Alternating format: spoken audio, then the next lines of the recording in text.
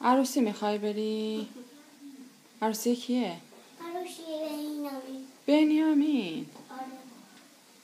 تنها میری؟ من چیکار کنم؟ گفتی زنگ بزنم بهت؟ آره. چجوری؟ اینجوری زودتر بزن خداحافظ. خوش بگذره. چیکار میخوای؟ با چی بری؟ با این. برو سریا.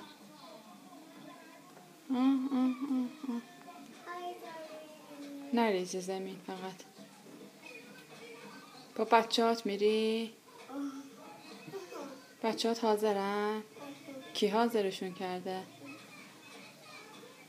ها؟ نه. خودت حاضرشون کردی؟ صابوناشونو دادی؟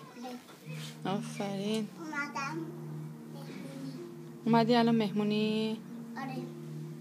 از اینجا میخوای بری عروسی؟ از اینجا. از این بالا. از اون بالا میخوای بری؟ آبا پیما باشم بیارم. آها میخوای هواپیما سوار شی بری عروسی؟ یادت میاد اون عروسی رو رفته بودی با بنیامین؟ دوستت اونور بود، با هم دیگه رفتید عروسی رقصیدین؟ دوستش بود. ای بابا.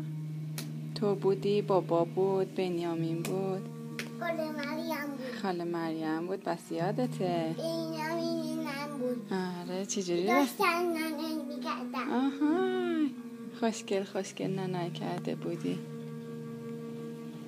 خوشگل نانه کرده بودی. آره. من گیری دارم. الان تنها میخوای بری عروسی؟ با دوستم. کدوم دوستت؟ مریم مریم صمیمی ترین دوستت کیه؟ مریم. ای بابا بالاخره مامان شد یا مریم؟ مریم. با مریم کجا دوست شدی؟ اون بغل دوست شدی؟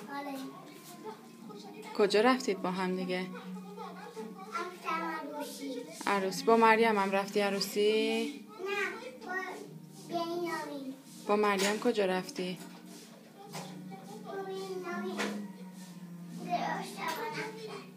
کلاس زبان. اون کلید برای ما نیست، برای خاله است.